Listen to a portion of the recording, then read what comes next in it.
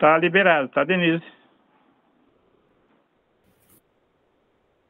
Então, meus irmãos, convido a todos para que deixemos as nossas preocupações para trás e que possamos, então, com os auspícios do Mestre Jesus, dos nossos benfeitores, dos nossos amigos espirituais, possamos aproveitar o estudo de hoje e que tenhamos ouvidos para ouvir, olhos para ver, boca que fale do que transborda o nosso coração, e que tenhamos mãos bem fazejas para que possamos aproveitar essa encarnação, para que façamos tudo o que está dentro do nosso desígnio e nas nossas possibilidades, para que possamos fazer valer a nossa encarnação e fazer uma diferença em cada vez mais, seguindo os passos do Mestre Jesus, podermos seguir e atuar com o nosso próximo ao nosso redor, que essa é a nossa missão, de fazermos para o outro, ao nosso próximo, o que desejamos para nós mesmos. E nessa intenção divina, nós pedimos autorização para abrir os estudos de hoje, que os nossos palestrantes estejam iluminados, intuídos, inspirados, para poderem trazer a mensagem transformadora para nós. Que assim seja. Que assim seja. Bom, pessoal, uma boa tarde para vocês todos. Sejam bem-vindas, pessoal. Hoje, então, nós vamos falar da mediunidade, que é uma das leis. Só para retomar um pouquinho, a gente fez uma pirâmide no início, quem estava, né? Quem pôde acompanhar desde o início. Então, essa pirâmide, que é a pirâmide do Kardec, que ele coloca como a base da estrutura do Espiritismo. Depois ele vai trabalhar sobre essa base. Então, a base da estrutura do Espiritismo é Deus no topo, Jesus modelo e guia, Espírito imortal, Deus eterno, Espírito imortal, e o Espírito ele não é imortal, ele é criado, então ele, por ser criado, ele é imortal, e eterno somente Deus, e abaixo, então, vem, então, não é que Jesus seria diferente de nós, mas apenas como hierarquia, tá? E depois as leis. Aí vem as leis. Lei da reencarnação, lei de causa e efeito, lei da comunicação entre vivos e mortos, vai dizer Kardec, encarnado e desencarnado, a lei da justiça, que é a lei de causa e efeito, e aí o que nós fizemos? A gente foi elencando algumas leis, né? Passamos então por Deus, passamos por Jesus, passamos pelo espírito, ali perispírito, corpo, e agora nós vamos estudar essa comunicabilidade entre nós e eles e nós, tá bom? Basicamente, então, é a mediunidade. Tá?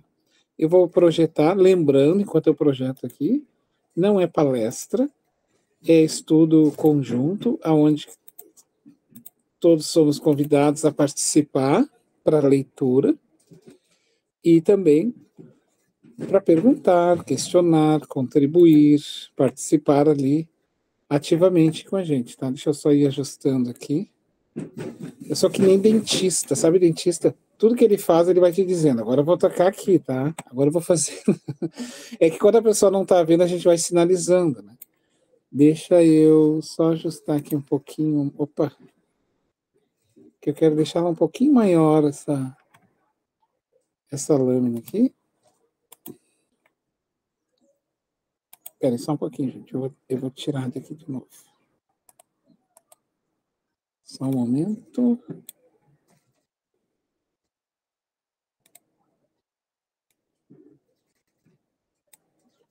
Agora sim. Vamos lá.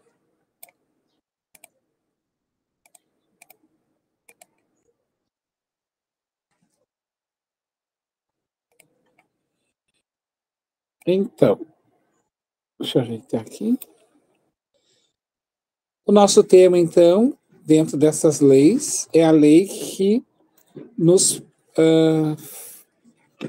faz termos comunicação entre um e outro. Então, a comunicação, ela não se dá mediante somente espíritos que estão aqui como nós encarnados, através da fala, da audição, né, dos nossos sentidos humanos na Terra. Ela extravasa isso, né? Ela ultrapassa esse... Porque nós temos outros sentidos, né? Então a mediunidade, por isso ela vai ser chamada sexto, porque nós temos o quê? A audição, o olfato, né? O paladar, o tato, e assim o sexto, então, seria a mediunidade. Então eu vou avançar e a gente vai fazendo aquela... Eu passo para o seu Homero e ele vai convidando para alguns lerem, tá bom? E aí nós vamos construindo juntos, então, esse entendimento. A nossa aula de hoje é um pouquinho longa, com bastante informação, então eu vou acelerando um pouquinho assim para nós. Vamos lá. Eu vou só ler essa primeira aqui, antes de passar para o seu Homero, que ela é mais introdutória. Ele diz: médium, instrumento humano de que se servem os espíritos desencarnados para se comunicar. No caso, médium, tá? Vamos lá, então. Passo para o seu Homero. Oi, eu convidaria a Zezé, pode ser, Zezé? Claro, com muito prazer. Bom, então vamos lá. Médium é toda pessoa que sente, num grau qualquer, a influência dos espíritos. Essa faculdade é inerente ao homem e, por conseguinte, não constitui um privilégio exclusivo.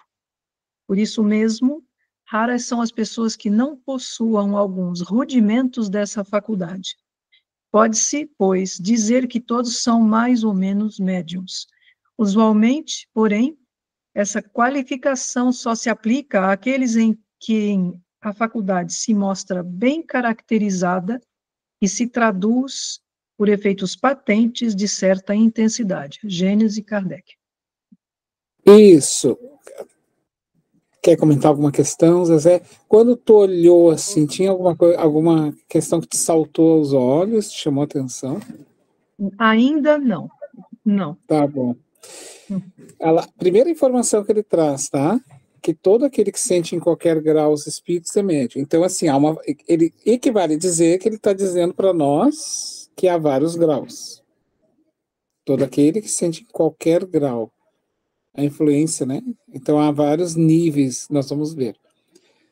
A faculdade, ela é propriamente nossa, por conseguinte, não constitui privilégio, porque ela está erradicada no organismo. Nós vamos ver como que ela erradica no organismo, tá? Ela se manifesta.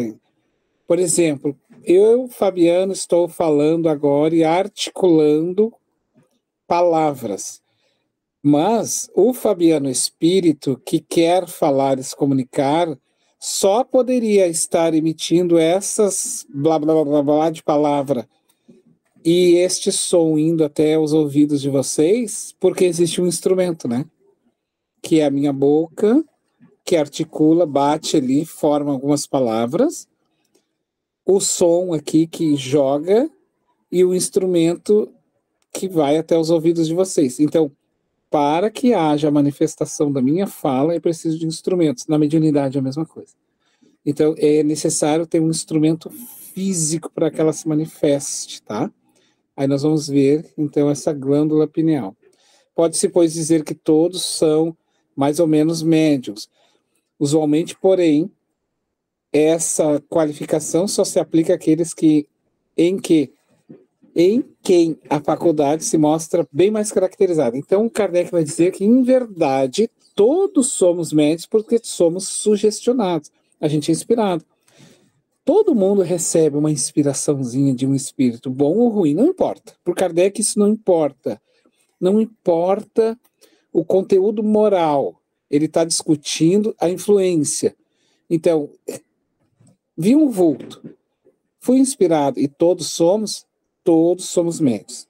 Mas ele vai dizer aqui, ele vai dar uma entonação, uma certa importância para aqueles que têm isso um pouco mais característico, além dessa intuição, além. Eu vi passar apenas um vulto, mas outros viram o vulto. É esse que o Kardec vai se dar um pouquinho mais.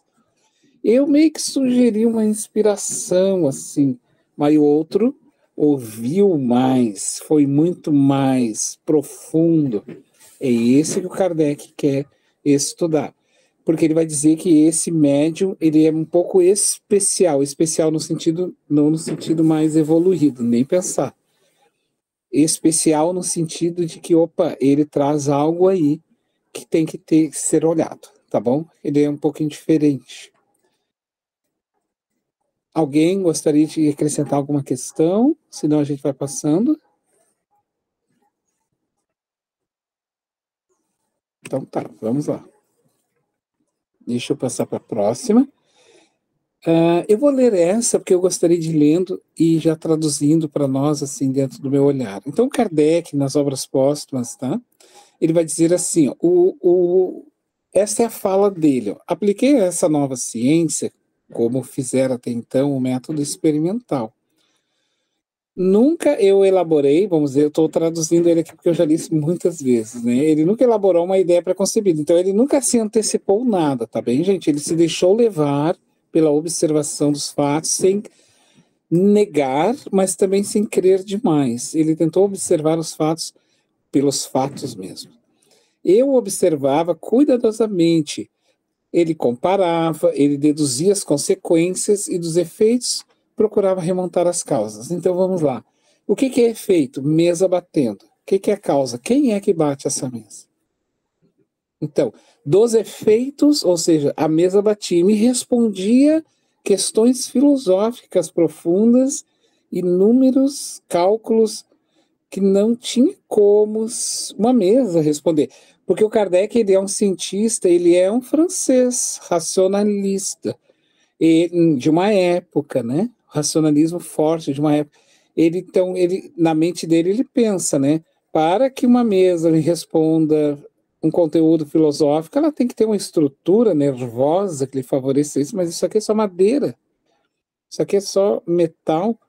Então, do efeito remonta a causa. Sabe um arqueólogo, por exemplo, que ele vê as fezes de um dinossauro petrificado. Daí ele vai lá e pega e diz assim, olha, esse animal morreu devido a uma planta que ele comeu que tinha substância, por isso que ele morreu assim. O que o arqueólogo fez? Do efeito, fezes, ele remontou a causa, perceberam? É isso que o Kardec quer dizer. O efeito é a partir... O detetive faz isso, né? Ele vai atrás do criminoso a partir dos restos que o criminoso vai deixando, que é o efeito. Então, dos efeitos, procurava remontar as causas por uma dedução ou pelo encadeamento lógico dos fatos. Ele observava a lógica dos fatos. Por exemplo, ele fazia perguntas para a mesa e depois refazia as perguntas de uma outra maneira. E a mesa respondia novamente a mesma coisa. Ou então ele mandava uma carta... Ele não mandava. Nas mesas mediúnicas da Europa, quando já estava bem constituída a mediunidade, né, toda a Europa se manifestando nas casas, ele perguntava para Santo Agostinho fazia determinada pergunta, e os espíritos que respondiam com ele, os espíritas que correspondiam com ele através de cartas, mandavam dizendo que Santo Agostinho teria dito isso.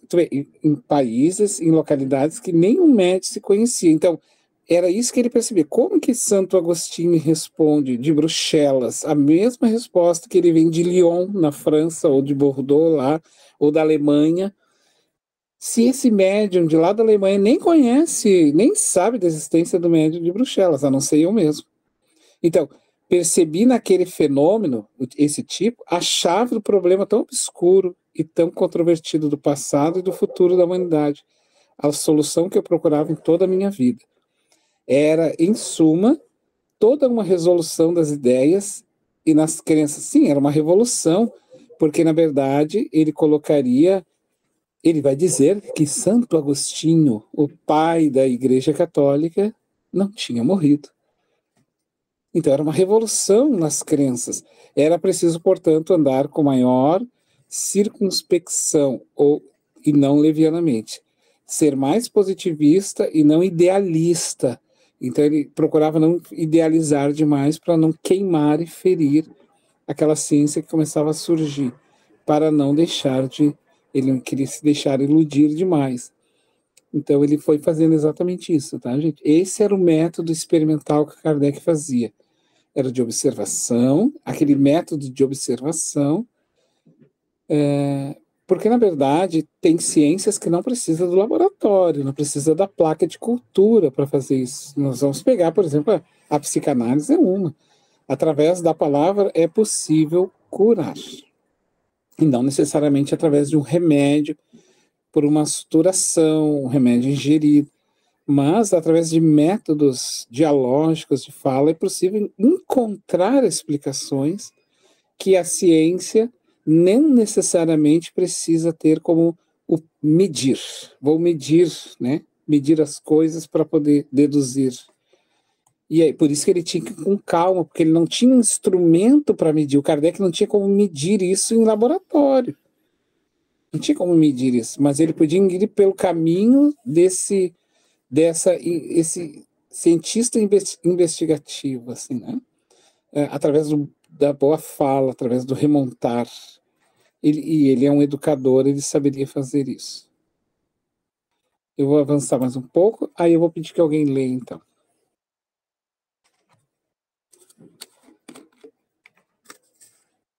Eu posso ler, se não, a Isabela, a Denise? Posso ler, então. Obrigada, Zezé. Antropologia da mediunidade. Enquanto faculdade psíquica, a mediunidade acompanha a evolução intelectual e moral do espírito e se manifesta em qualquer plano da vida, físico ou espiritual.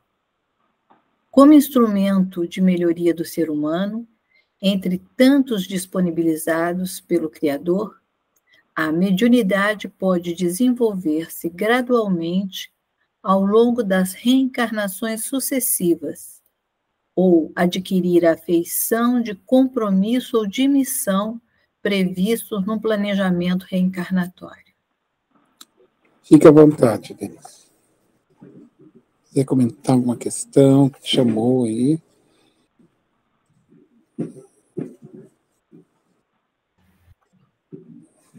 Eu achei muito interessante o que me chamou a atenção, que quando, quer dizer, a mediunidade nos acompanha em todas as vidas, e ela pode adquirir, eu gostei disso, disponibilizado pelo Criador, a mediunidade pode desenvolver-se gradualmente ao longo das reencarnações sucessivas, ou adquirir a feição de compromisso ou missão. Eu gostei disso.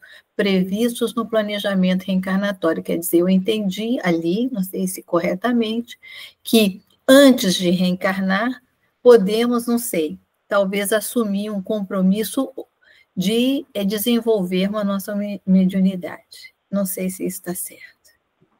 Tá perfeito. Ali, ó, eu trouxe para vocês ali um aspecto da evolução bem simbólico e na questão do cérebro ali, tá?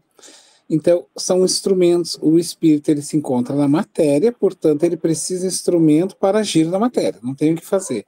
Nos primórdios, diz André Luiz, lá no livro Evolução em Dois Mundos, ele vai citar que neste período mais primeiro da evolução, lá nos primatas, ainda quase surgindo o hominal, ela se mistura muito com o instinto, ela é mais na área da inspiração e intuição, é uma intuição nata que a criatura tem. né, sugestiva, assim, e ele nem percebe nada. E até hoje a gente está assim, né, gente? A gente está sendo sugerido e nem percebemos nada, assim. Então a gente acha que faz as coisas e às vezes nem faz. Tanto bom quanto ruim. Pode acontecer que a gente esteja ajudando uma pessoa e nem se deu conta que está sendo instrumento naquele momento, se mistura assim conosco. E sim, de fato, ó, Denise, e outra, a mediunidade segue no mundo espiritual, tá? Ela vai se desenvolvendo. A mediunidade, ela, olha bem que interessante, a mediunidade não tem moral. Quem dá a moralidade é o médium. Tá? Então, assim, a mediunidade em si, ela é neutra, porque ela é um fenômeno, ela é o mecanismo. Quem vai dar este colorido moral, evolutivo, somos nós. Por isso, há gradações de diferentes médiuns. Não é que o Chico tinha uma mediunidade especial, simplesmente. É que a mediunidade dele tornou-se mais especial devido à sua luta moral que ele trabalhou consigo próprio ao longo de muitas eras. Entende? Então, ela se engrandece junto, ela facilita junto com o médium que vai se engrandecendo. Mas também tem aqueles que vão se utilizando desse instrumento e vão se afundando, porque, na verdade, não é uma pessoa ainda, vamos dizer assim, que tem uma bagagem moral suficiente. E a gente vai ver muitos médios aí caindo, né? Na ladeira abaixo, se complicando na vida. E João de Deus. O João de Deus é um exemplo. Ele acabou. O que acontece, né? O poder, porque nele ainda não estava bem trabalhado, ele ainda não tinha conquistas neste ponto, né? E aí ele se deixou levar. E aí se agrega espíritos junto. Não é os espíritos que fazem isso, tá? Os espíritos apenas são a gasolina onde já existia fogo. Isso é muito importante, porque senão a gente terceiriza a culpa para os espíritos. Eles simplesmente são a gasolina. Já que tu está indo aqui, eu vou investir aqui, né? Então, vamos passar para a próxima. Quem gostaria de ler, então, para nós, ainda seguindo? Ou só para sintetizar aqui, lá embaixo no texto, ó, físico inteligente. Então, no livro dos médiuns, o Kardec vai caracterizar a mediunidade em 2 níveis, tá? Ele vai pegar todo o escopo da mediunidade, que vai se manifestar por várias vias, e ele vai dizer que ela classificadamente, ela pode ser 2 níveis. De efeitos intelectuais, que envolve o intelecto puramente, né? E de efeitos físicos, baixo do intelecto. Então, efeitos intelectuais são os que envolvem a racionalidade, a fala, a visão, a audição. Os efeitos físicos são as materializações, o que é produzido, que é visivelmente no mundo, tá? Pancadas, objetos que se mexem, espíritos que se materializam, que não tem nada a ver com... plasma também, né? Isso é efeitos Efeitos materiais, físicos. Então, ela entra dentro do rol. Então, são 2 níveis, tá? Intelectual tem a ver com intelecto, com racional. Aí exige mente. Quem que lê para nós, então? Ô, Fabiano, a Denise tinha levantado a mão, eu acho que ela tinha pergunta, Denise? Sim, a respeito de, na sua anterior, isso aí. Nós, às vezes, comentou João de Deus e você falou sobre a importância que o espírito o espírito não, a mediunidade, ela é amoral, não é isso? Não é nem... Isso. Mas que é o médium, ou é o espírito que dá a moralidade. Isso. E daí o que eu estava pensando é o seguinte, é muito difícil você pensar em pessoas, né, corpo e espírito, que não tenham falhas, né? Porque Pedro mesmo negou Jesus, ele viveu com Jesus, e tantos outros, né? Então, eu fico pensando se nas reencarnações, Judas Iscariote, não é isso? Que, segundo o Humberto de Campos, não foi que falou que ele já teria se redimido espiritualmente, enfim, essa parte eu vou ter um pouco de dificuldade, porque espíritos como Chico Xavier, né, em que receberam médiuns, né, que têm uma consistência, mas nós vemos que em muitos centros as pessoas recebem mensagens, mas nem sempre essas mensagens a gente pode saber a veracidade ou a profundidade daquilo. Essa é a minha preocupação da moralidade. Só que não pode ir do 8 a 80. Não é que a mediunidade com moral é a mediunidade pura, que não erra. E a mediunidade que não tem moralidade, por exemplo, não tem a moral. A moral é um desenvolvimento. Então, assim, o bem, ele é um desenvolvimento. Então, veja bem, ela vai crescendo sempre, ela vai se moralizando a mediunidade. Não é que o espírito não erre ele tem os seus erros naturais. Só que a gente tem que cuidar sempre assim. Não é que o espírito que tem moral tem que ser puro, praticamente, assim, que não erre nunca. Não. Aí é o resultado final lá da evolução. Ele fala que a mediunidade ela vai se moralizando e cada vez mais ela vai se engrandecendo, nesse sentido, com o médium. Então, tu vai ver, o Chico Xavier errava, gente. Ele podia ter por exemplo, é que o Chico era um trabalho constante de modificação. Ele fazia um esforço constante para se modificar. Então, a moralidade não é apenas um resultado do ser bom, mas o esforço constante para se moralizar. Por isso, Kardec coloca no livro do Evangelho segundo o Espiritismo o que caracteriza o homem de bem. Veja bem, o que caracteriza o homem de bem não é o homem puro. É a tentativa de... Isso, o homem é aquele que se coloca no lugar do seu irmão, que não faz falso juízo, é aquele que não sei o quê. Então,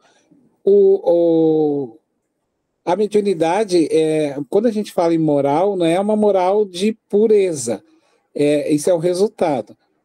A moralidade é que ela vai se crescendo à medida que o espírito vai se ampliando. E à medida que ele vai ampliando e moralizando, ele vai tendo novos enlaces maiores.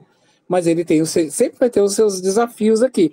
Só que esses desafios não são negativos para o espírito quando ele está querendo mudar. Olha só que interessante. Porque daí Deus não leva em conta, Deus sempre vai levar em conta a vontade que ele tem de se melhorar. Entendeu? Então, é sempre isso, assim, tá? Por exemplo, nós podemos, sim, perceber uma diferença entre o Chico e o João de Deus, porque chega um momento ali que parece, daí a gente não vai entrar no rol das particularidades, que o João de Deus, em determinado momento, não queria mais, né? Começou a ficar enlouquecido naquela situação. Agora, se ele tivesse, por exemplo, até hoje, com essas tendências, né, sexuais que ele tinha muito, porque ele acabava abusando das mulheres, e essa questão muito forte do dinheiro, mas mesmo se ele estivesse lutando constantemente, a mediunidade dele estaria se sublimando. Entendeu? O que sublima a mediunidade não é o ser sublime, é a tentativa de... Sempre assim, e não é o resultado final, mas a tentativa. Eu queria só perguntar uma coisa para você. O que uma pessoa que avançou bastante moralmente, vamos pegar esse exemplo do João de Deus, ele fez muita coisa positiva, né? E daí ele dá essa tropeçada, quer dizer, porque a energia sexual também é uma força, uma energia criadora muito forte, em que muitos médiuns dirigem ela justamente para eles poderem avançar, não é isso? Então, ele tinha uma energia, vamos dizer, sexual criadora muito forte, mas ele também tinha aquelas cirurgias que ele fazia, porque, olha, até na Croácia, quando eu vivi na Croácia, o professor de violino do meu filho conhecia o João de Deus e eu não sabia, eu não conhecia, porque eu não era naquele tempo tão espírita, eu não tinha tanto conhecimento. E ele levou a mãe para fazer cirurgia, etc. E tal. Então, ele era uma pessoa mundialmente conhecida. Sim, agora, por isso que ele vai ter esse novas de oportunidades. positivo vai servir para ele, quer dizer, ele cometeu uma coisa muito errada. E o que ele já fez? Como é que a gente tem como saber como é que é mais ou menos esse avanço espiritual dele? Quer dizer, fez muita coisa no final, como dizia o Chico, às vezes as maiores provas vêm no final da vida, né? Então, é que a gente sempre tem que cuidar que os meios nunca justificam os fins, né? Por exemplo, assim, o fato de eu ter feito coisas boas anula, agora tem que vir à tona, para os bons espíritos, ele vem à tona no sentido de que é uma chamada para ele, tá? Mas após isso ele cometeu aqueles erros, e não eram errinhos assim, né, gente, de eu ofendi uma pessoa, eu apenas peguei um dinheiro de alguém, era uma coisa bem grave, assim, porque ele estava intrincado ali, coisas sérias. E ele, com certeza, vai ter novas oportunidades, ele vai ser levado sempre em conta o bem que ele fez, outras coisas que ele fez, sempre nesse sentido, mas a gente sempre tem que lembrar que há uma responsabilidade ali também que ele vai ter que abraçar, né?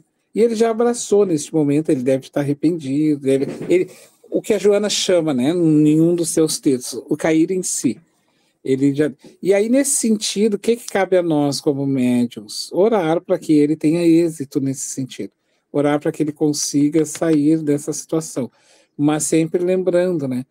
O fato foi o fato, mas não significa dizer que ele não vai ter novas. Agora, o plano espiritual jamais leva em conta. Assim, agora, Fabiano, tu matou 10 crianças, mas tu fez um bem para uma, então vamos anular aquele. Não, este bem, ele vem como um proveito no sentido de me oportunizar uma condição melhor para que eu resgate aqueles outros dois. Ele não necessariamente anula aquele. O que anula é a prova, as provações. Aí eu vou viver nesse mundo.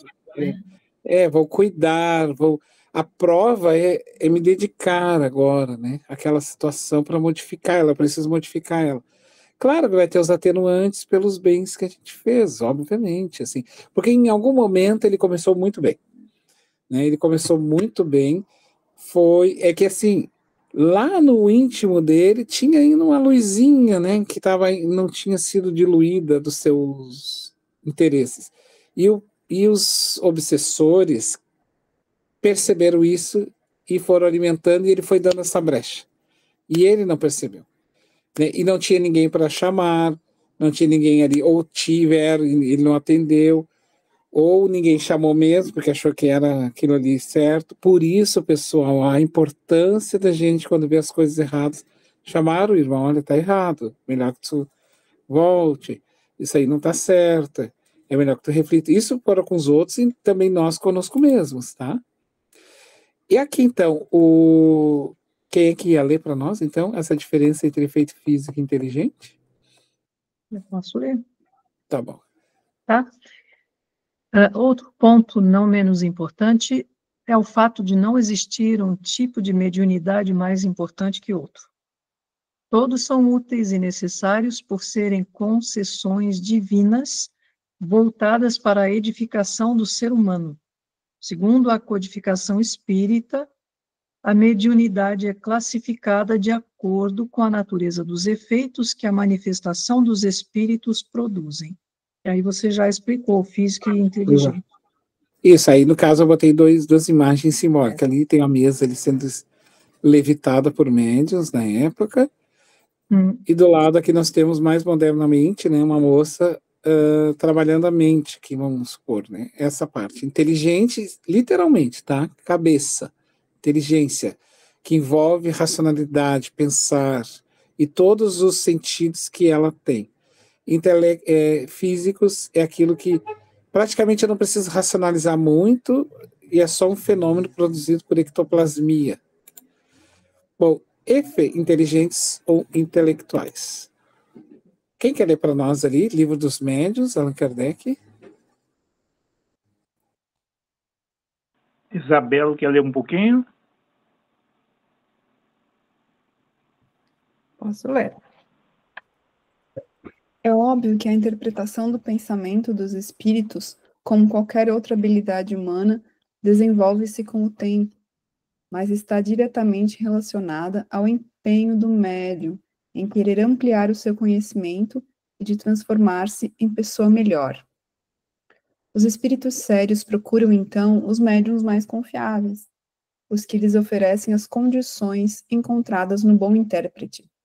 Esclarecem os orientadores espirituais. Ali, Isabela, olha que esse segundo parágrafo com essa informação. Os espíritos sérios, então eles procuram médios mais confiáveis, não é médios puros. Olha que interessante, Denise. Não é o médium perfeito, sabe? Mas esse que está nesse andar do seu desenvolvimento. O que caracteriza um bom médium é isso, não é a perfeição, porque a perfeição para os espíritos ela é deixada de lado porque eles querem construir essa mediunidade com o próprio médium, entendeu? Então, o construir para eles é mais valioso. Aí o que ele diz ali, Isabel? Procuram um intérprete que mais simpatize com eles e que exprima com mais exatidão os seus pensamentos.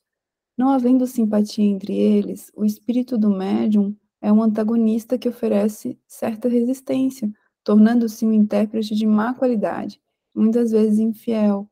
É o que acontece entre vós, quando a opinião de um sábio é transmitida por um homem estouvado ou alguém de má fé. Bem resumido, né? Ali no finalzinho. Eles procuram, assim, alguém que eles consigam ter um acesso maior. E aí, onde é que eles vão encontrar isso? Lá no primeiro parágrafo. Ó. É óbvio que, a interpretação do pensamento dos espíritos, como qualquer outra habilidade humana, só se desenvolve com o tempo.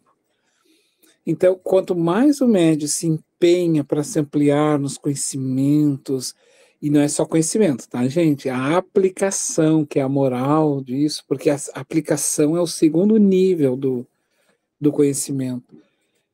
Mas ele se habilita, mas ele se torna capaz de perceber. Sabe aquela experiência de vida que a gente tem, né? Por exemplo, vamos pegar as mulheres que têm filhos, assim. Então, quando ela vê uma outra iniciante, ela já tem aquele olhar, olha, eu acho que ele está com cólica.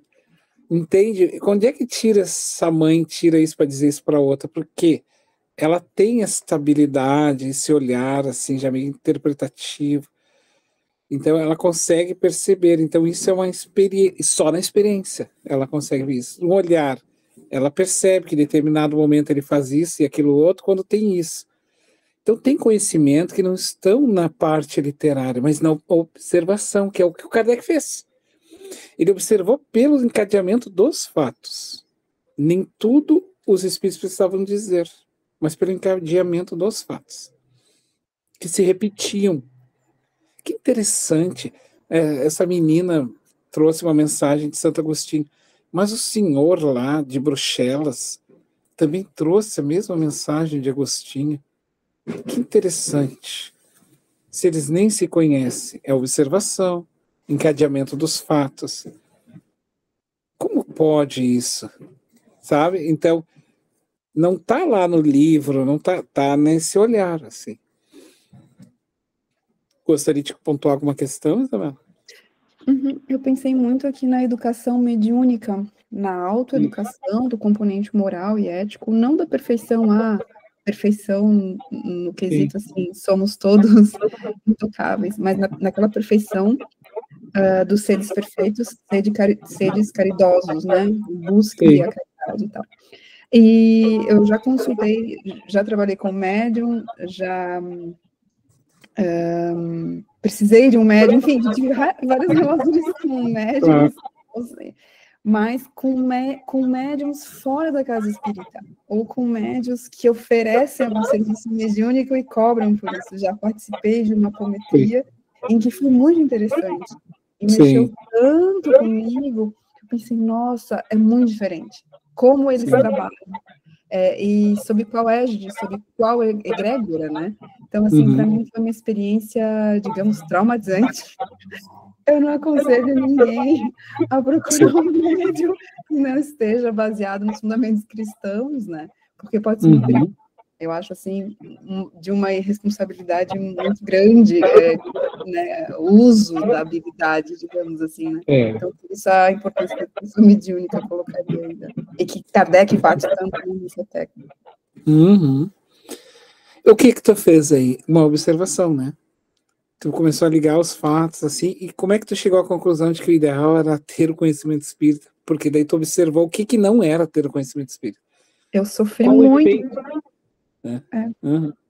Eu busquei um consolo e saí de lá muito pior, assim, ela abriu o meu canal e me trouxe coisas que eu não estava desejando para ele. Tu vê, que interessante, né? Então, o que acontece assim? Será que tudo eu preciso saber? Aí, o que sustenta nessa tua tese que tu está falando, né? Quando ela te traz algo que não te favoreceu. Sustenta a ideia de que o esquecimento do passado é uma bênção. Se a gente fosse, bom, eu li isso e agora isso se fortaleceu em mim, a importância do esquecimento do passado. Pode vir algumas coisas, eu posso trazer algumas coisas como alguma que eu necessite, né, para minha existência, pode, mas tem que ser pessoas muito bem preparadas, pessoas confiáveis, né? E que nem tudo não dá para trazer não, né? Não dá para trazer não, né? Ali, ó, eu trouxe uma nova lâmina. Segue lendo para nós, então. Faz parte dessa categoria uma variedade de médiuns, mas no âmbito deste roteiro serão destacados apenas os tipos que predominam nas reuniões mediúnicas usuais da casa espírita, quais sejam médiuns de intuição e inspiração, psicofonia, psicografia, audiência, vidência. O aprofundamento do assunto ocorrerá no programa 2 do curso. Porque isso aqui eu peguei da aula lá que eu dou no Bezerra, então eu devia ter tirado aquela última informação. Mas vocês viram ali, então, intelectual, tá? Essa parte toda pertence ao campo intelectual, que é intuição, isso todos somos, caracteristicamente todos somos. Inspirado, também todo mundo é. Psicofônico, opa, nem todos. Psicografia, psicofonia, psicofônico, psico, mente, fonia, fala. Psicografia, psico, mente, grafia, descrita. Audiência, né, que se manifesta mais pelos canais do ouvido, da audição. E que não significa dizer ouvido, né, mas pode ser pelos canais de escutar dentro da mente, que é uma forma de escuta. E ver, que é a evidência. Então, isso é o que, basicamente, é o que o Kardec vai se focar e trabalhar como a manifestação, digamos assim, diferencial. Abaixo ali, todas já são bem características. Acima, todos são. Toda a humanidade é intuída. Toda a humanidade ela é inspirada, gente. Todo mundo, do mais ignorante, lá do matuto, que está experienciando aquela vida, até o mais intelectual dos seres humanos, que elabora a mente nos seus estudos intelectuais, todos são intuídos e inspirados. Abaixo disso é especificidade, o Kardec vai dizer. E é o que ele vai se focar bastante. Bom, eu trouxe aqui para vocês, ó. Bom, eu tenho um rádio na minha casa, e se eu quiser colocar, por exemplo, numa rádio específica, eu tenho que botar em sintonia com essa rádio, né? Então, se eu não colocar na rádio, vamos citar aqui a Rádio Cidade, Antena 1, rádios famosas aqui no Brasil, e a Antena 1 deve ter em outros lugares do mundo. Eu tenho uma onda específica ali que eu tenho que colocar antena, mas para que essa rádio toque, eu tenho que ter um instrumento que é o rádio, e eu tenho que ter alguns instrumentos ali dentro dele, e outro instrumento que é o som, a caixa, para poder transmitir. Então, a mediunidade não é diferente. Para que ela se manifeste no mundo físico, ela precisa de um instrumento de manifestação. e um instrumento físico, e esse instrumento é a glândula pineal, ali, ó. Ali no desenho, eu vou passar o mouse em cima para vocês verem. Vocês viram o cérebro, o encéfalo dividido em dois, nós temos um suco aqui no meio, o hemisfério da direita e o da esquerda, da minha, né? Direita e da minha esquerda. Bem ao centro ali, ó, aquela bolinha vermelhinha, bem pequenininha, é a glândula pineal. E vamos supor que aqui, onde eu estou fazendo as bolinhas, fossem os olhos, tá? Então, ela é ao centro do cérebro, olha que interessante, né? Meio, médio, meio, entre os dois hemisférios, porque ela vai jogar a informação dos espíritos. Ela é a antena mediúnica, ela capta a onda mental dos espíritos, ela é um instrumento, é o rádio, que captou a onda da rádio, vamos supor, e vai jogar aqui para os hemisférios correspondentes. Então, se o espírito, o comprometimento do médium, né, é mais a escuta, ele vai ouvir. Se é mais da visão, ele vai ver. Se é da psicografia, psicofonia, ele vai falar. E se é mais inspiradora, ele vai receber em áreas específicas do cérebro, aqui, onde vão fazer essas leituras. A pineal é uma pequena glândula localizada aproximadamente no centro do encéfalo. A epífise neural, né, como ela é chamada, a glândula pineal, ou simplesmente pineal, é uma pequena glândula endócrina, porque ela é uma glândula de secreção localizada perto do centro do cérebro. A pineal está localizada no meio das alturas entre os olhos, como eu disse para vocês. Ela é um órgão cronobiológico, um relógio interno que age na captação das raios solares e da lua. Ela, no início da infância, ela regula sono e vigília, né? A gente baixa a luz, a gente então começa a ter sono. No início também da nossa puberdade, a questão da sexualidade, e tem vários fatores nesse início da existência da vida. Depois, mas o cientista diz que ela vai criando uma petrificação, ela vai meio que petrificando mesmo, né? E aí ele diz que ela vai perdendo a função. E aí André Luiz vai dizer que não, que agora que ela começa a ganhar a função. E então esse petrificar lá em cima, lá, é uma meio que cristalização, esse cristal é que é a antena. E aí o Dr. Sérgio Felipe faz um fatiamento no meio dessa glândula e coloca aqueles telescópios, né, de laboratório, puxa lá milhares e milhares de vezes, desculpe a expressão porque eu não me lembro a quantidade, e ele vai observar um fenômeno fantástico, que é o que ele faz até hoje, o Dr. Sérgio Felipe de Oliveira, vou mostrar daqui a pouco a foto, em São Paulo. Ele tem na USP uma cadeira que chama-se Uniespírito. E ele ainda faz pesquisa. Agora parece que ele não está mais, ele conseguiu abrir o próprio centro dele, assim, muito bonito até, um prédio bem bonito, assim, onde ele faz pesquisa. Ele é neurologista, e aí ele disse que encontrou partículas de cristais. Olha que interessante. Então, aí estaria a antena. Pode falar. A Maria tinha levantado a mão, Fabiano. Pode falar.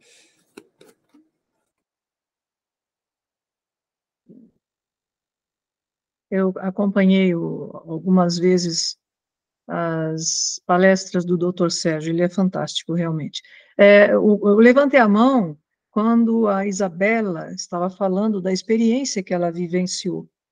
Eu também vivenciei algo não igual ao da Isabela. Eu vou fazer um resumo. Quando eu morava na Dinamarca, eu vi um anúncio no jornal, esses jornais pequenos que têm anúnciozinhos minúsculos, dizendo assim, mais ou menos, porque foi em 2005 isso, que uma futura médium dinamarquesa, tá? Tinha feito um curso de mediunidade, ela estava estudando espiritismo, e para fazer um treinamento, ela estava oferecendo uma sessão gratuita. Sabe? Isso quer dizer que depois ela ia cobrar, é lógico. Eu fiquei interessada e eu falei para uma pessoa com quem eu vivia que eu queria ir até lá. E eu fui. porque a sessão era gratuita, por isso que eu fui. E aí, eu chegando lá, na casa dela, ela falou, só um instantinho, eu vou pôr a minha filha no outro quarto, tal, ela tinha uma menina pequena na época, e aí ela colocou o ambiente apropriado, meia luz, tinha em cima da mesa lá umas pedras, tipo cristal rosa, etc, etc. É uma mistura, um pouco de cada coisa, né? Espiritualismo com espiritismo, não muito espiritismo. Mas o que me chamou a atenção foi que quando eu me sentei, ela pôs meia luz, ela pegou, me disse, se você quiser escrever o que você vai vivenciar, esteja à vontade, me deu papel, me deu caneta, e durante 30 minutos ou 1 hora, ela falou uma infinidade de coisas que ela não sabia, que aquilo tudo que ela estava me dizendo era verdade. Então, não aconteceu como a Isabela, ela não me chocou e eu não fiquei, eu não soube de coisas do meu passado, de outras vidas, ela não me revelou nada disso. Mas ela me revelou coisas que ela não poderia revelar, ela não sabia, ela não conhecia. Por exemplo, ela falou da minha avó, eu nunca senti a presença tão nítida de uma pessoa que está aqui do teu lado e ela é a tua avó. Minha avó já tinha falecido, efetivamente. E muitas outras coisas. Eu tenho anotado, eu fiz uma lista de tudo que ela me disse. Então, eu passei por essa experiência também.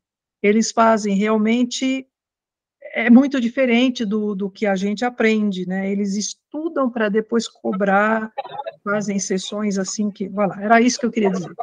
Uhum. Então tá. Eu vou avançar aqui para nós, a visão espírita sobre a glândula pineal. Quem quer ler aí para nós? André Luiz, Chico? Eu posso ler, já que eu estou com o microfone aberto. Fica à vontade. Desde as mais antigas tradições orientais, a pineal é considerada o ponto primordial de ligação entre o corpo físico e o espírito.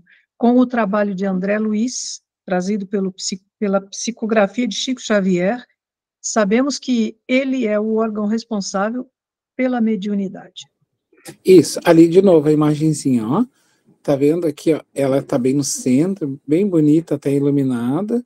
E aqui tá os dois olhos, ó. Então ela é centro do encéfalo, centro dos olhos.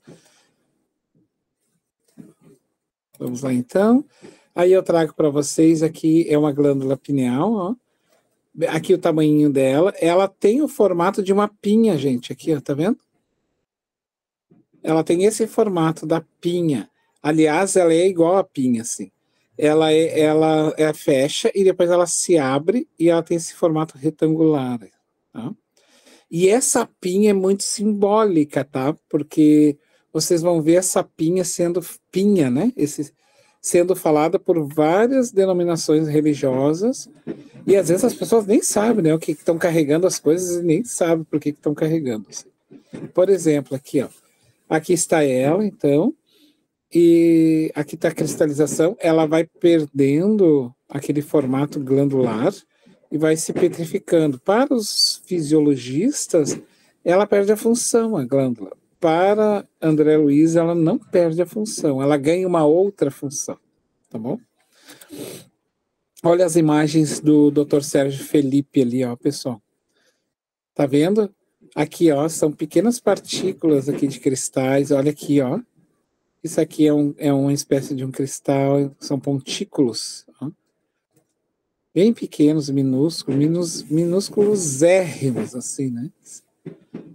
Quase que, mas são, na visão do Dr. Sérgio Felipe, as antenas parabólicas, assim, as que captam. E essa qualidade desta antena, sim, ela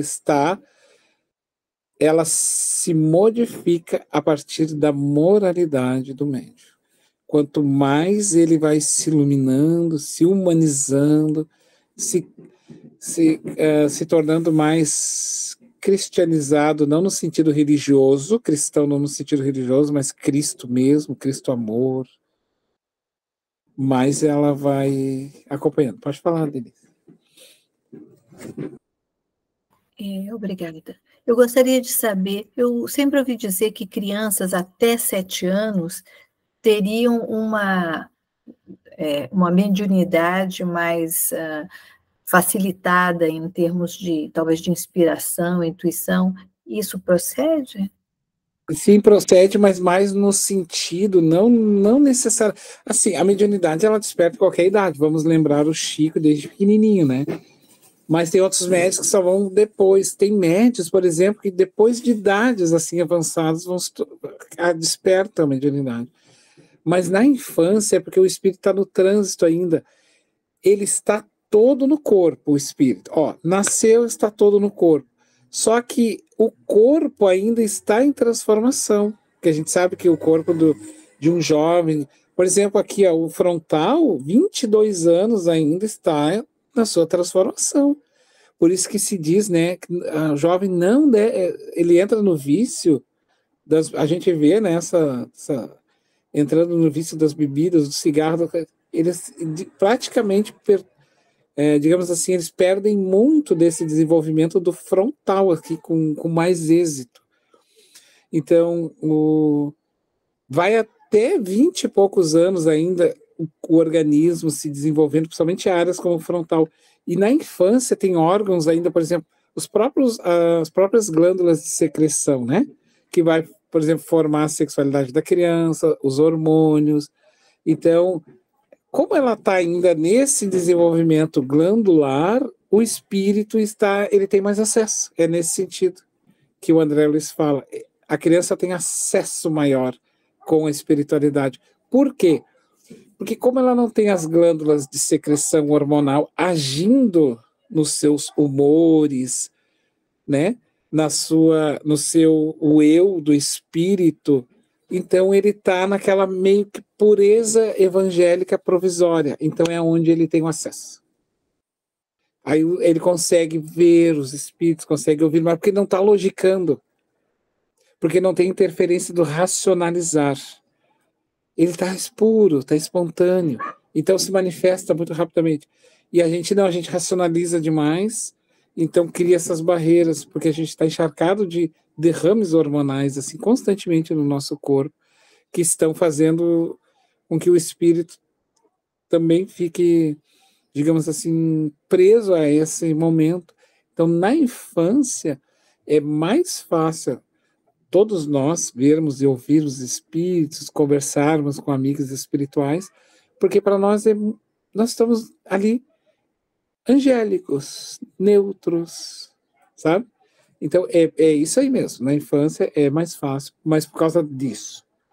Depois que começam os processos fortes, a Joana vai dizer, principalmente ela disse que a adolescência para o espírito é um momento mais difícil, porque ele começa a sair deste mundo, né? O mundo do tudo era o mundo da fantasia, e aí ele começa a ver que o corpo começa a puxar ele, aí a menina começa a botar os seus seios, o menino começa a criar barba, e ele vai entrando no mundo do fenômeno.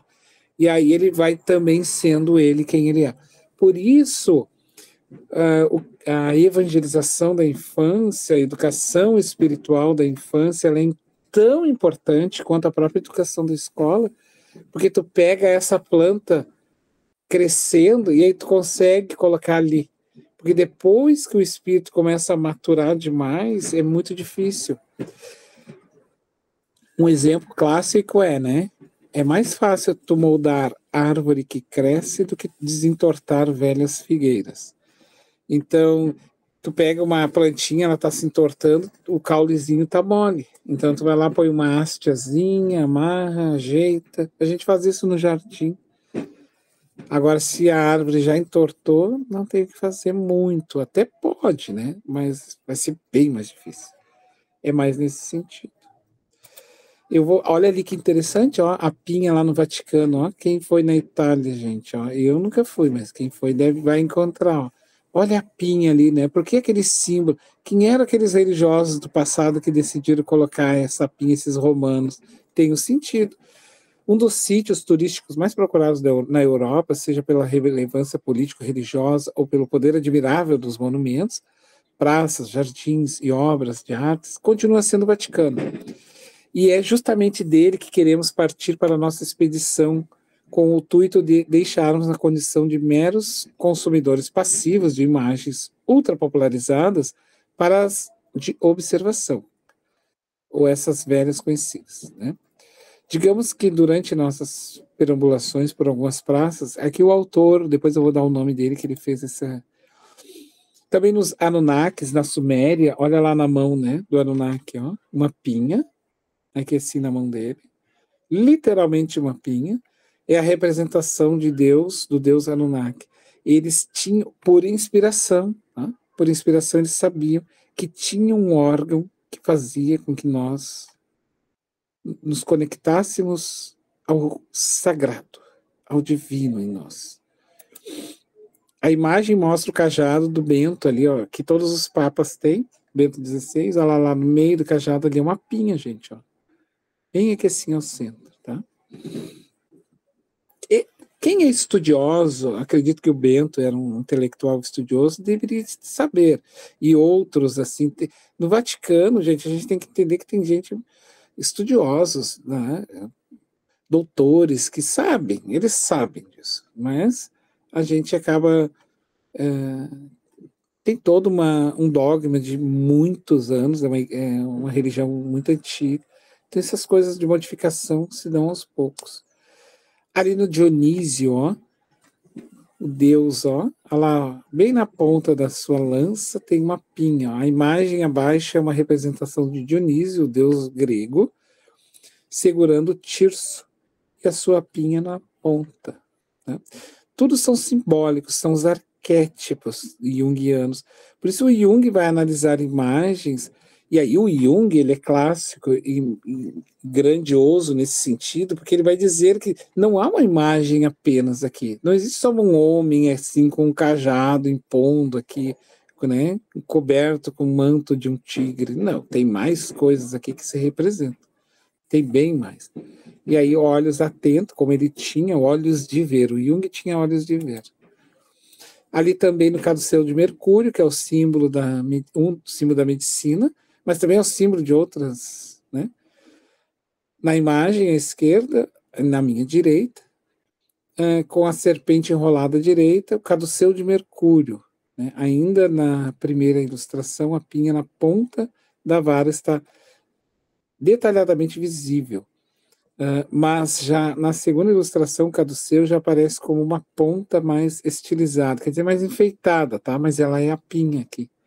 Ou seja, a imagem, né? Tu falou da energia sexual aqui, Denise. Então, a Kundalini, né? Nós vamos passando por todos os centros de força, vamos indo e vamos despertar na coroa, a coroa do Cristo.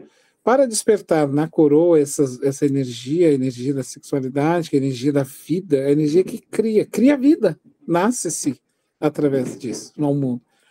É necessário, antes do despertar dessa mediunidade maior, desse conhecimento maior, o despertar, tá? Aí é a finalização, a iluminação, a coroa de Jesus, a coroa do Cristo, aquela que liberta, é necessário conhecimento intelectual e o conhecimento moral, as duas asas ali, simbolizada, né, metaforicamente pela Bíblia como anjos de asas.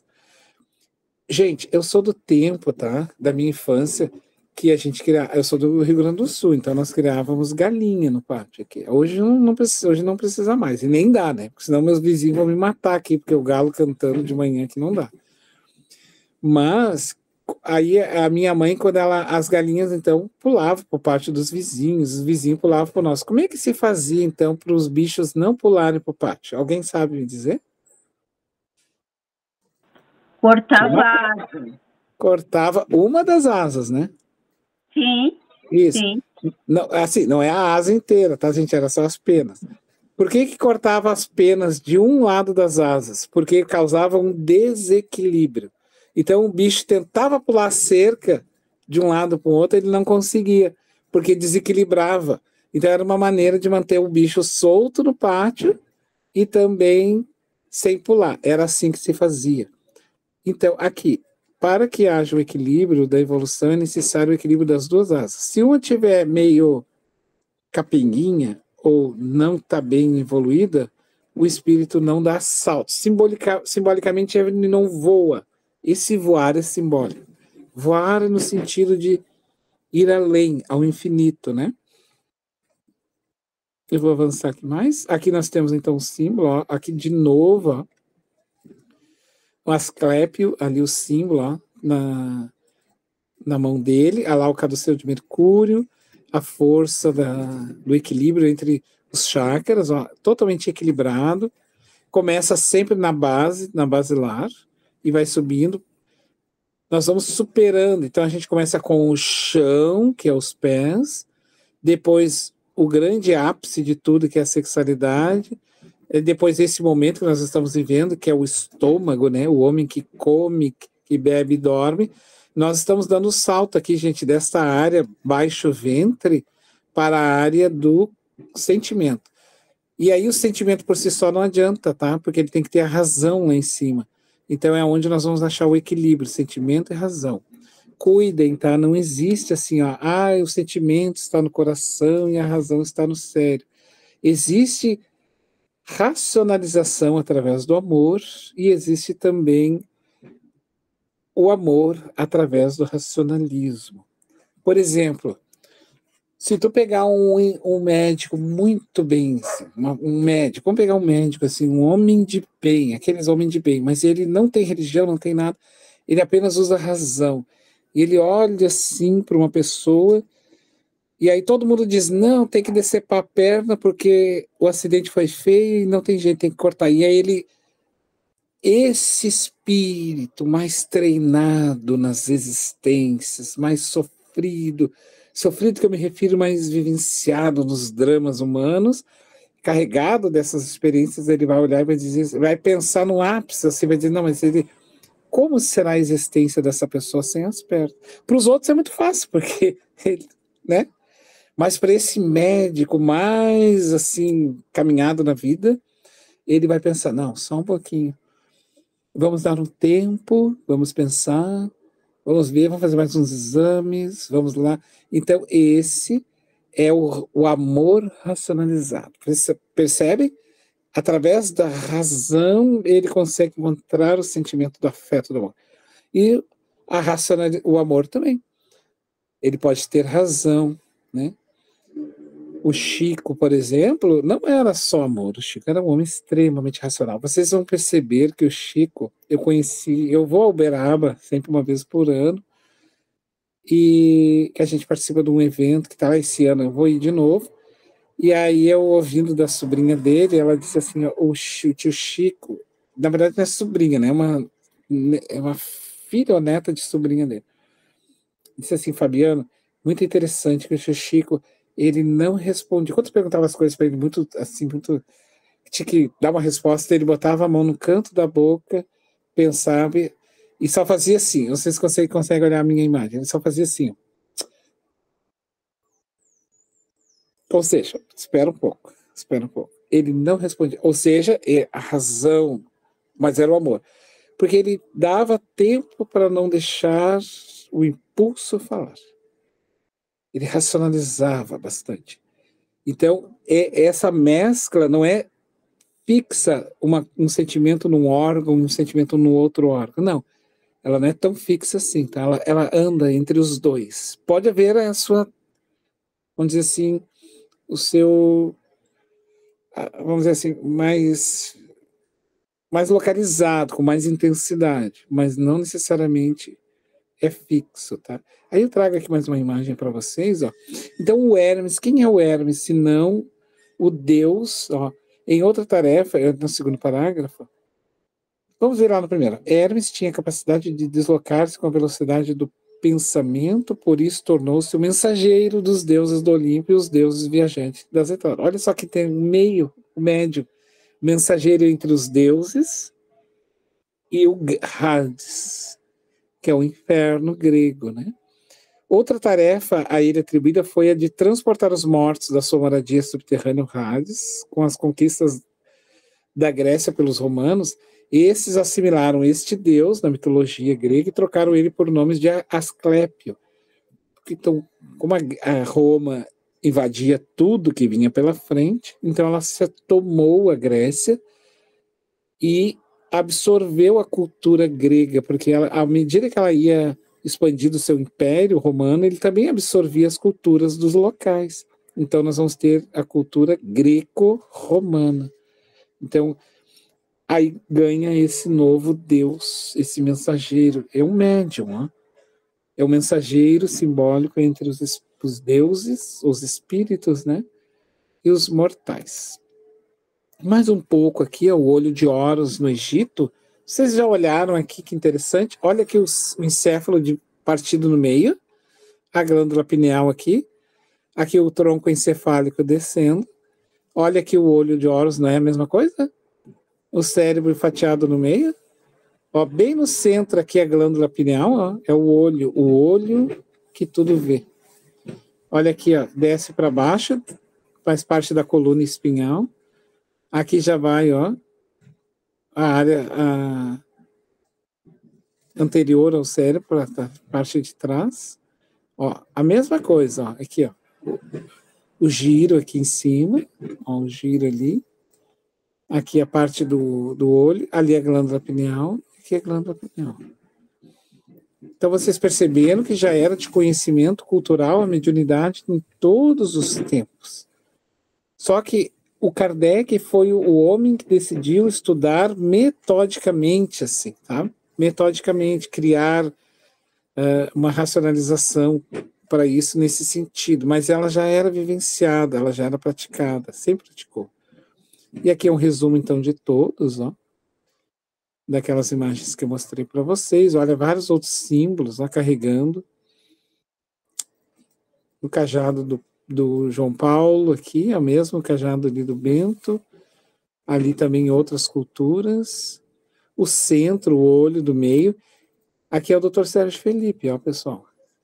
Essa imagem. Hoje ele tá barbudo, tá? Hoje eu olho para ele, ele tá literalmente um profeta, assim. Parece uma barba grande, branca, assim. Mas sempre uma pessoa extremamente simpática, assim. Aqui, ó, então a mediunidade. Vamos olhar aqui para o cérebro. Ó, então nós temos o córtex com as suas áreas específicas que expressam os sentimentos do espírito. A glândula pineal está no centro, aqui assim. Então ela capta essa antena e joga as informações necessárias. Se o médium tem um comprometimento na casa mediúnica através da psicofonia, então ele vai o quê? Falar. Ele vai acionar a glândula pineal, vai captar a informação e vai disparar, então, ali a sua conexão nervosa, disparando todos os meandros para que o espírito se expresse. E não é estanque, tá? Porque tem médium que são psicofônico e audiente, inspirado, psicofônico. Existe a inspiração pela psicofonia, existe a psicofonia direta, existe a inspiração. Tem por exemplo, a visão, ela é 2 níveis. Tem aquela em que eu vejo os espíritos e tem aquela que os espíritos é que aparecem para mim. É diferente. Quem quer ler ali para nós? O Guido não quer ler um pouquinho? Guido. O Guido, o Fabiano, a Denise, eu acho que tinha uma pergunta. Denise? Obrigada. Fabiano, uma dúvida. Bem, eu compreendi que nós, encarnados, temos essa glândula pineal que nos permite, então, ser a nossa antena. E entre os desencarnados, como é que se faz esse tipo de comunicação? Eles só se comunicam conosco ou entre eles também se comunicam? Tem alguma coisa semelhante? Você saberia me informar? Ela é radicada no organismo físico, mas nós precisamos aí sempre lembrar que quem cria o organismo físico é o perispírito, né? Então existe já a estrutura no próprio perispírito. Claro que essa manifestação ela é um pouquinho diferente, né? Porque a leitura no mundo espiritual ela é mais, digamos assim, pela leitura universal do pensamento, né?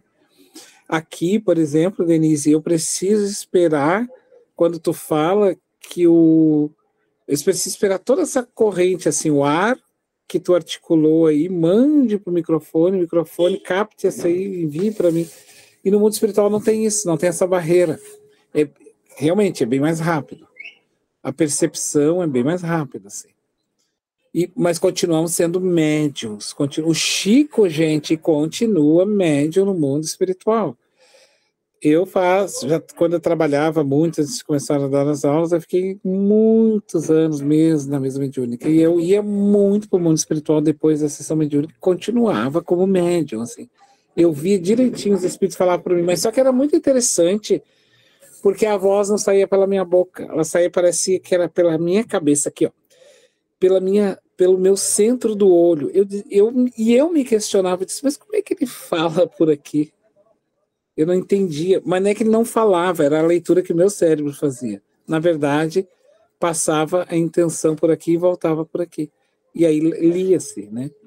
Como não precisava dos neurônios para fazer a sinapse, aquelas coisas todas, era uma velocidade muito mais rápida. É diferente, é bem diferente, assim. Mas é de outra forma mesmo. Uhum. Opa, eu avancei aqui, né? Ai, desculpa, gente, pera. Deu. Vamos lá. O pensamento do espírito é transmitido vibracionalmente a recebido pela pineal e, através dela, é comunicado aos neurônios cerebrais que então a transmitem ao resto do corpo, agindo sobre os centros da fala, dos braços, pernas, etc. Inversamente, tudo o que fere os nervos ópticos, auditivos, olfativos, gustativos, tácteis, etc., é levado aos neurônios que o fazem chegar à pineal e, daí, então, é transmitido por meio de ondas pensamento ao espírito. Assim como recebe os pensamentos do próprio espírito, pode também receber os de outros espíritos, quer na matéria, por telepatia, ou quer desencarnados. É isso aí. Tem alguma colocação, Medo, que tu gostaria de falar? Alguma dúvida? Entendi bem que ela age nos dois direções, né? Eu entendi. Uhum. Uhum. Então tá, eu vou avançando aqui para nós. Aí, uma indicação ali que eu tinha dado para vocês de leitura, o livro Missionários da Luz, o André Luiz dedica o capítulo 2 do livro à glândula pineal, na epífise. E eu coloco, então, 3 lâminas finais para nós. Opa, desculpe. Ainda não entrou essas lâminas finais. Só para eu trago essa imagem, esse texto, tá? Desculpe, eu acho que eu não botei referência. Esse é do Kardec. E, bom, todos somos médios, ok.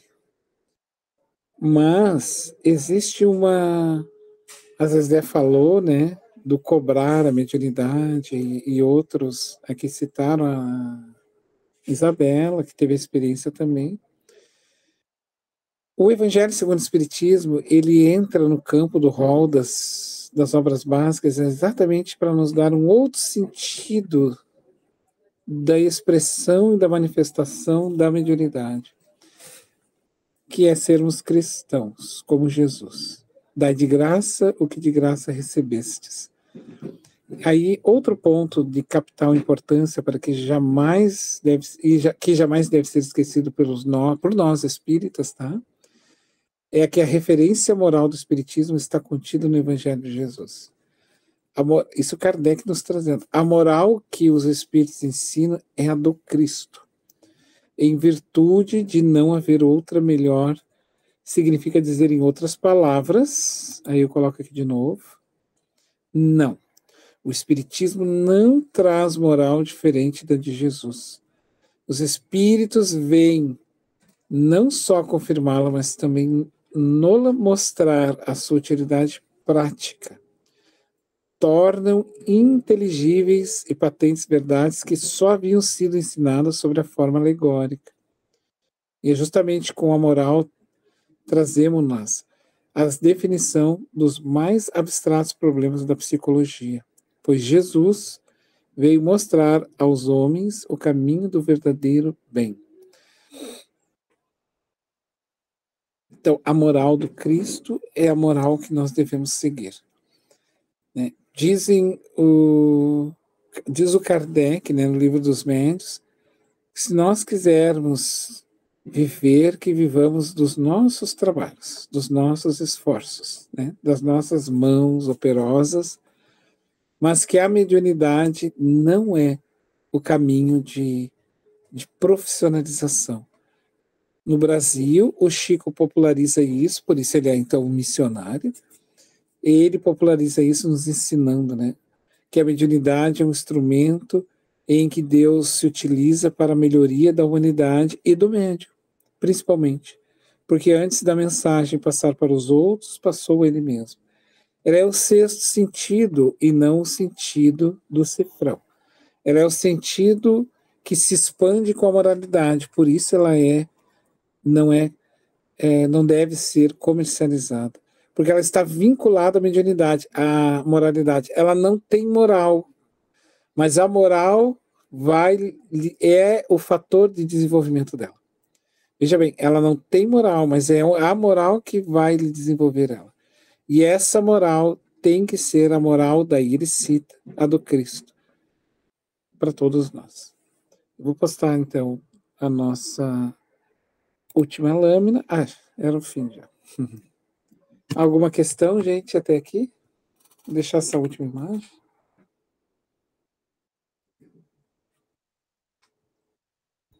Não questão. Só complementando o que você falou sobre cobrar, né?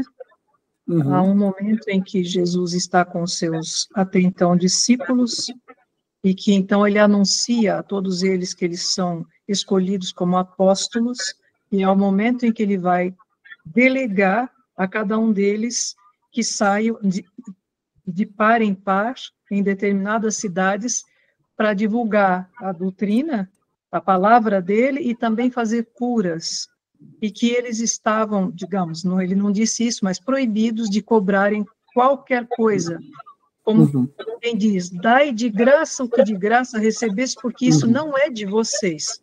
Na verdade, ele trabalhava através dos apóstolos, aonde ele mandou os apóstolos. Então, não era deles.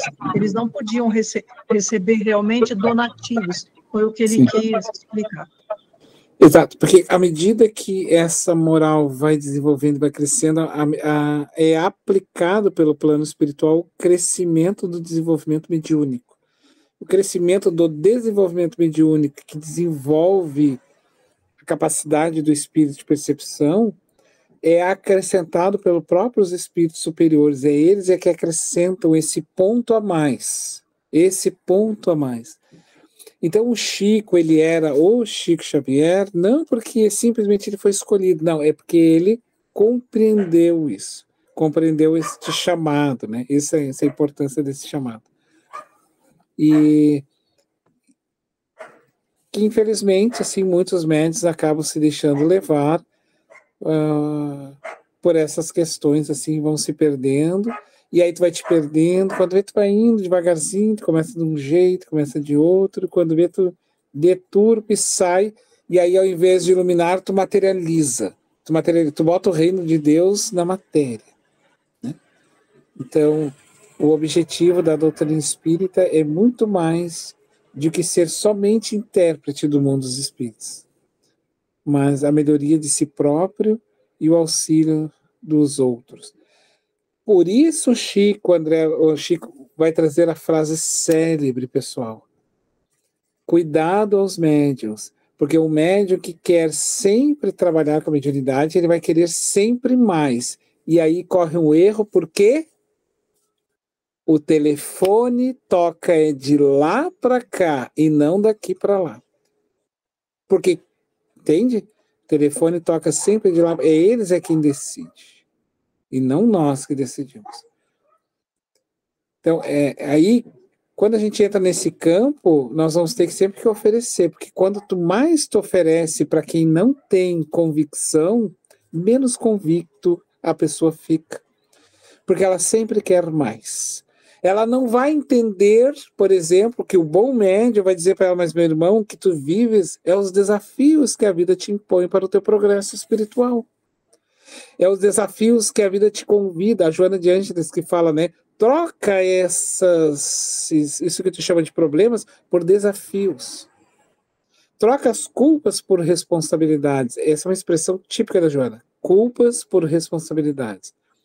Agora, o médium desavisado, ele vai querer trazer mensagens para dar soluções para aquilo que era a escola daquele espírito. Aquele sofrimento daquela pessoa era escola para ela, era aprendizado para ela. E o médium desavisado vai querer tirar aquilo, dizendo, olha, tem que fazer isso, tem que fazer aquilo, para fugir disso. É como se eu estivesse dizendo constantemente para um estudante de uma escola os caminhos que ele pode fazer para se desviar das provas, da aula, do estudo, acreditando que estão fazendo um bem, quando, na verdade, a prova que a professora iria aplicar não era um problema. A prova que a professora iria aplicar era para o crescimento dele, para saber em que nível ele está. Então, a mediunidade com Jesus e a verdadeira mediunidade não veio para tirar os problemas humanos, mas para nos pôr a par desses problemas e como eu lido com esses desafios humanos, porque na verdade eu estou aqui nesse mundo passando e não estou aqui para morar nesse mundo e ficar nesse mundo.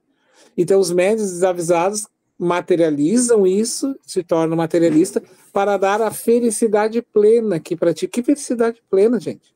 Aqui é um mundo de escola, é um mundo de passagem, nós estamos indo, nós não viemos do mundo espiritual estamos na Terra. Nós passamos pela Terra e vamos para o mundo espiritual. Então, o papel de Emmanuel e de Joana de Ângeles não é para ficar dizendo para nós receitas para sairmos dos problemas, mas nos dizendo quais as atitudes nós devemos modificar para lidar com as situações, para enxergarmos as nossas sombras. Ela não vai tirar as nossas sombras, ela vai nos fazer olhar para as sombras, e quando olhar, como e de que forma eu devo trabalhar esses sentimentos.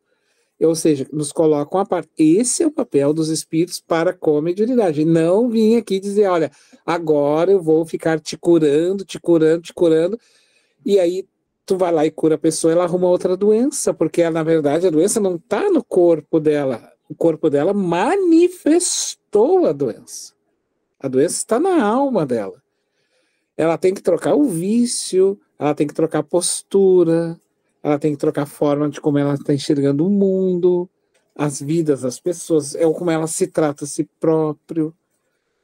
Entende? Então, o papel do médium é nos colocar em cena diante dos problemas e não ficar tirando o problema das pessoas. O papel do médium não é só ficar dando mensagem do mundo espiritual, que as pessoas morreram. É consolo, mas tem uma outra parte. Agora tu precisa vivenciar a tua vida para depois retornar para esse mundo espiritual.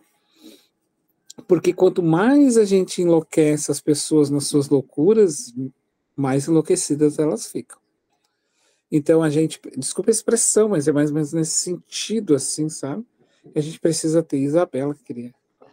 Foi justamente essa parte que eu senti falta, a parte evangélica, né? Como você falou, tem o consolo, mas tem também essa lucidez do médium de saber a hora, de saber como comunicar, o que comunicar. Essa sabedoria do Chico, né? Calma, vamos pensar melhor. Ou do cirurgião, que também trabalha não só com a racionalidade, mas com o coração. Eu pensei muito nesse final, no viver mediunicamente.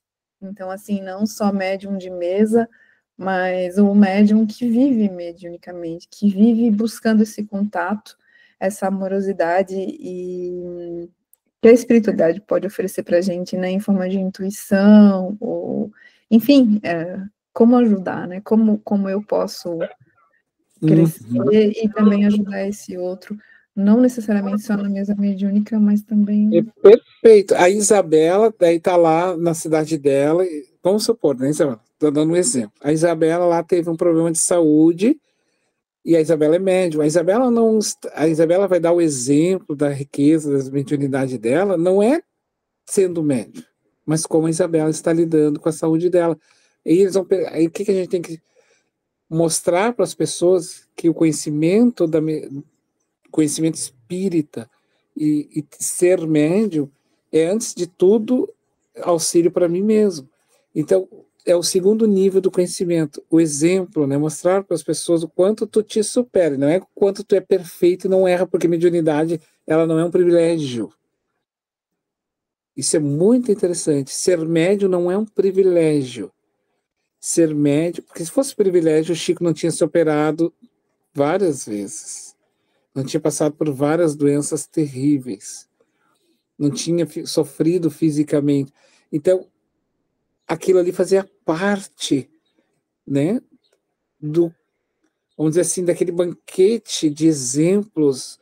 Ali estava expressado, o Chico sentadinho ali naquela cadeira, os exemplos do que ele escrevia. Então, o médium é isso, não é tirar o Emmanuel. Por que o Emmanuel não tirou ele daqui? Se ele tinha... Por que Jesus não tirou ele? Porque não é assim. Então, nós não somos isentos, né? A gente tem que viver no mundo, praticando, vivenciando, ensinando as pessoas e a nós mesmos, né, Isabel? Como tu disse. Isso é muito importante, tá, pessoal? Mediunidade não é um favorecimento de uma isenção de problemas humanos. Pelo contrário, o médium é aquele que consegue ter o contato com o plano espiritual e, através do conhecimento, mostrar às pessoas que o mundo é uma passagem que é possível superar. Por que não vale suicidar-se? Porque a gente pode superar, amanhã é outro dia e eu posso fazer isso. Então ele está, a mediunidade dele está se evangelizando. Então ele está num outro nível, assim, de consciência pelo próprio esforço, não por um mérito. Então, a gente for olhar, existe a comunicação mediúnica, que ele deu a mensagem, e existe agora a vivência do médium. Uma coisa tem que caminhar junto do lado da outra. O exemplo, né? Bom, como é que o homem fazia lá tal coisa boa e agora faz essa coisa errada? Tem uma coisa que está incompatível, assim, sabe? Então a gente tem que prestar atenção nisso. Mas se a pessoa é uma pessoa que está tentando todos os dias ser bom, isso sustenta o lado do erro que ela está cometendo.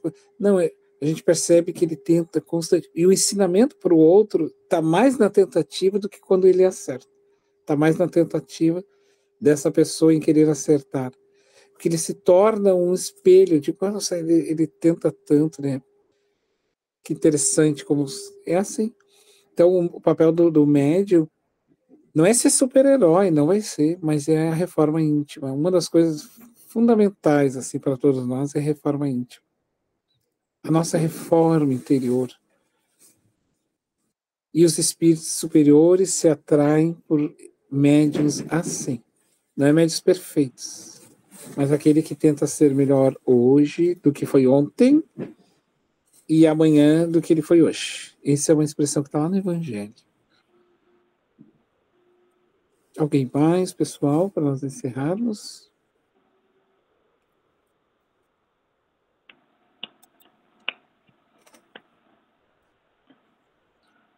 Tudo certo, Fabiano? Tudo bem. Tudo bem. Tranquilo, pessoal. Vamos passar lá para a Denise, né, Denise? Exatamente, Homero. Então, vamos novamente nos harmonizarmos e agradecermos o estudo de hoje. Deus de misericórdia, muito obrigado pelos ensinamentos de hoje.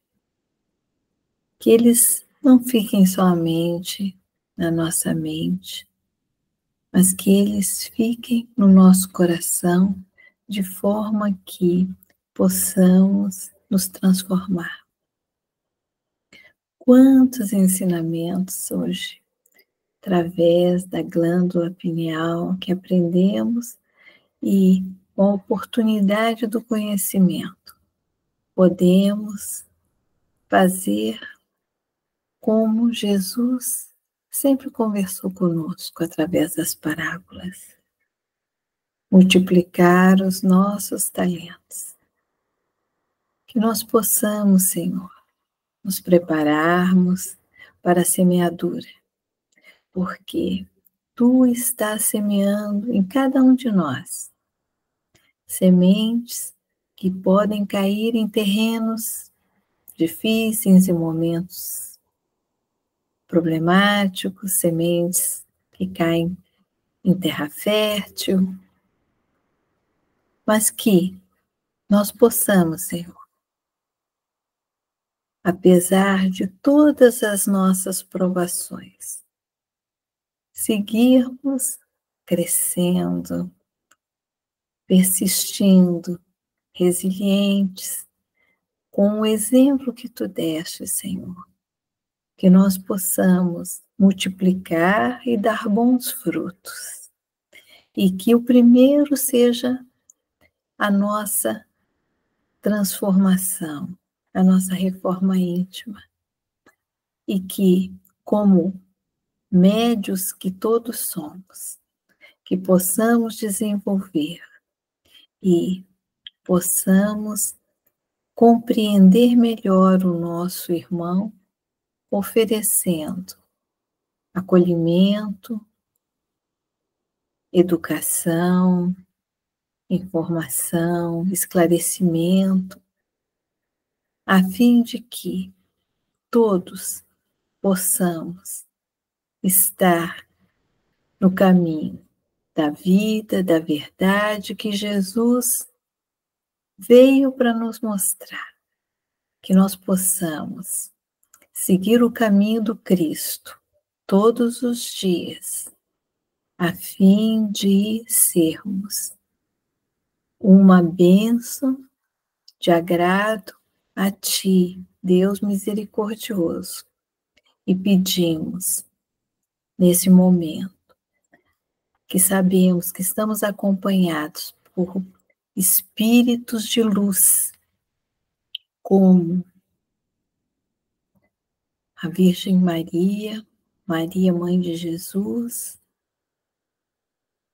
Dr. Bezerra de Menezes, Joana d'Ângeles, Chico Xavier, Emmanuel, tantos espíritos que, através dessa doutrina,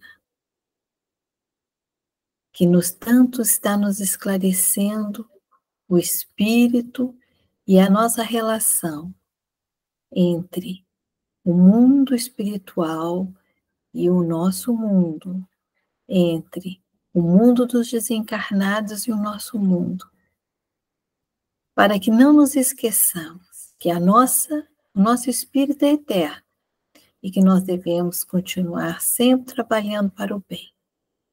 Agradecemos, então, ao nosso querido Fabiano, ao Mero, a todas as contribuições que hoje foram colocadas e que ofereça, Senhor, a sua bênção para esse final de domingo e início dessa semana, para que na próxima semana sigamos aprendendo. Assim seja.